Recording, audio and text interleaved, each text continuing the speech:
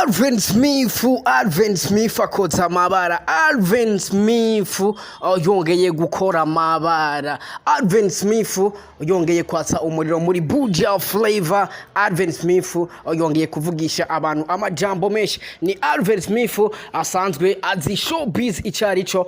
Ni Alvin Smith no kuganeza yuko yongeye kwatsa umuriro, yongeye kuvugisha abantu.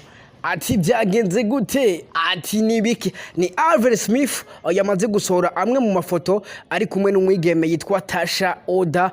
Yahuze ari umunyamakuru ku kinyamakuru cyitwa Loy TV.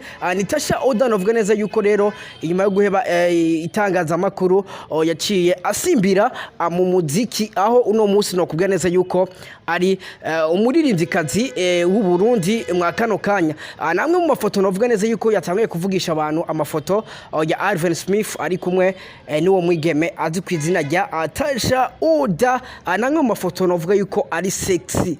Namwe mu mafoto no kubwira neza yuko ari sexy ku buryo nawe utokwiyumvisha. Namwe mu mafoto ugiye kuraba umwigeme yitwa Tasha Oda, uravye ukuntu yari yambaye urabona neza yuko rero amafoto ari sexy. Ni foto novuga neza yuko zitopfa gusohora uwari we wese cyangwa se n'umwambaro utopfa kwambara umwigeme we wose agasohora amafoto. Yes, ndaje mu kanya gato rero ndakubwire muri ko biravugwa kuri Alvin Smith n'umwigeme atwi izina rya Tasha Oda.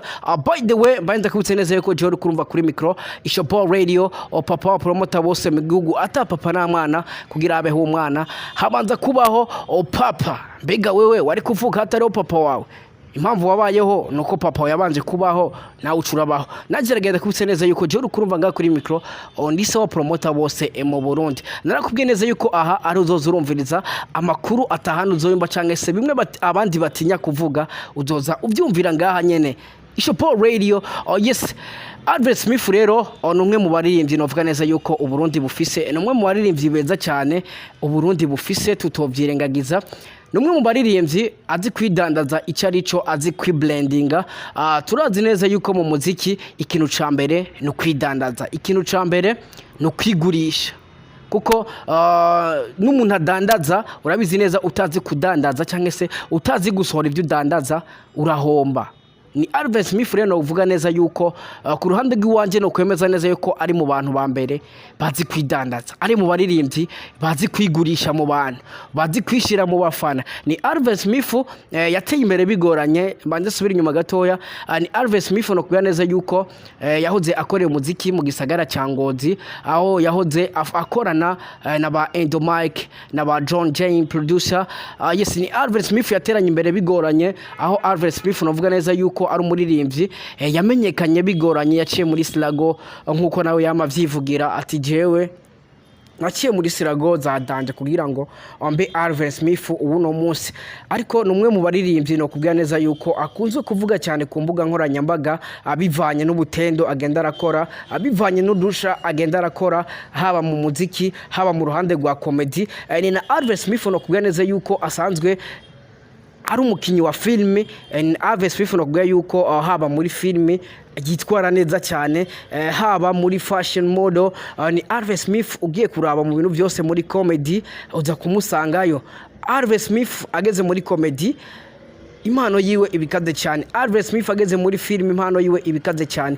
Alvin Smith ageze mu muziki impano yiwe ibikaze cyane. Alvin Smith no bwa yuko afise impano nyinshi cyane kandi agerageza kuzitwaramo neza, ariyo mpamvu akomeza kundwa n'abantu benshi, ariyo mpamvu akomeza kugira abafana benshi cyane bivanye nuko abantu bamukunda cyane, bivanye nuko abantu benshi bakunda ibikorwa akora.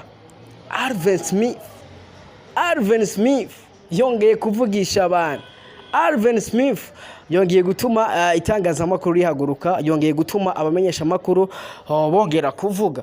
Ni Tasha Oda nkuko nabikubwiye, ni umwe mu bigeme, haracyari umwigeme kuko nta mwana afise.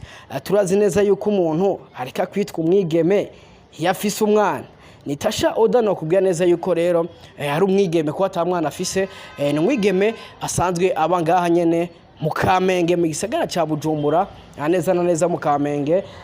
izi mpande za 14 barabajya 14 n'irya 15 ari hagati niyo quartier asanzwe abamwo. Numwe mu bigeme no kubwe neza yuko yahoze hari umumenyesha makuru kuri Roy TV, inyuma yaho aza kubihagarika ariho yagiye kwinjira mu muziki atangura akuririmba. Yes, ni Tasha Oda amaze guhagarika itangazamakuru yaciye atogwa nimwe mu nzu y'umuririmbyi azwi izina rya Alvin Smith na Vash Original nkuko nabikubwiye. Alvin Smith yaciye yemeza kumufasha kugira ngo amumenyekanishirize impano yiwe. Amaze kumutora Alvin Smith akamushira muri label, akamushira mu banafasha, ni Tasha Oda yasohoye indirimbo imwe novuga neza yuko no kwemeza neza yuko yakunzwe, no kwemeza yuko ari indirimbo yabikoze neza, ni indirimbo yashoboye gutrendinga. Ni Tasha Oda yakoze amatour menshi cyane ku iyo ndirimbo. Indirimbo yiwe eshasha yakoze ni indirimbo yagerageje gukorera amatour menshi cyane haba ku ma radio ku ma TV online agiye atandukanye.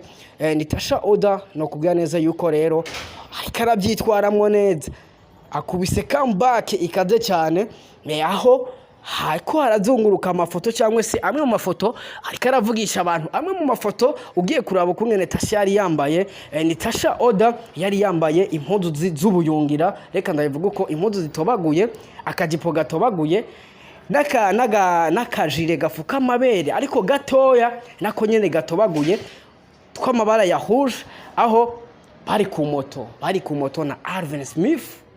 Biboneka neza yuko bari muri tournage y'indirimbo runaka, indirimbo tutaramenya mu kano kanya. Turamenya ko ari indirimbo ya Alvin Smith, turamenya ko bari muri tournage ya Alvin Smith, turamenya ko bari mu rukundo. Mbatse ndakubutse neza yuko Alvin Smith asanzwe afise umukenyezi yitwa Nirna, asanzwe afise umufasha basezeranye imbere y'amategeko azwi ku izina rya Nirna, asanzwe ari mu diaspora. Benshi baravuze amajambo ngo Alvin Smith ararongowe, abandi ngo Alvin Smith abaye Mario. Yes, ni Alvin Smith rakubwira ati je ndakunda Ingrid, ni Alvin Smith akubwira ati je ndakunda abana.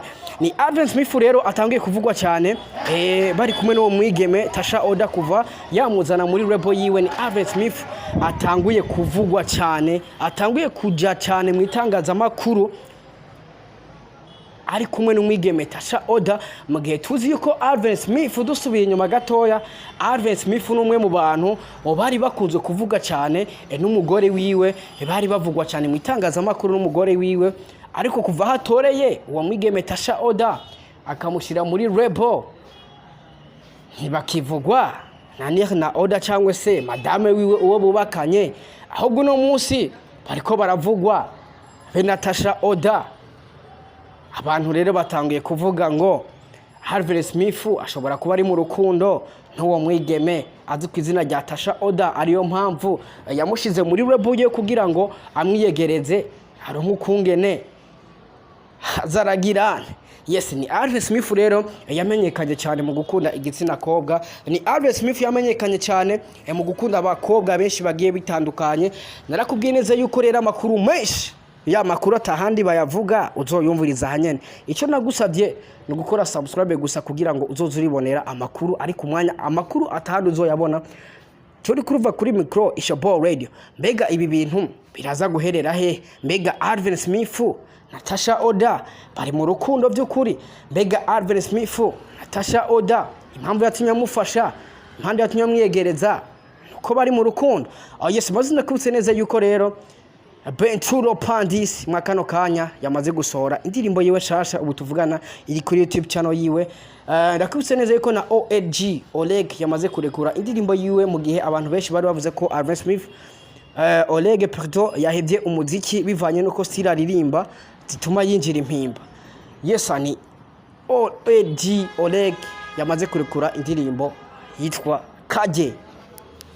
Yes, ndagusaba gukora subscribe rero kugira ngo uzoze uribonera ibintu byinshi nta handi nahanyene ni ya YouTube channel yanyu. Kwa rukundo rwanyu turarukene ngaha, kora subscribe kugira ngo uzurabona professional interview. Ishabo Radio, so promoter bose mu gihugu ndabakunda cyane, we love you so much.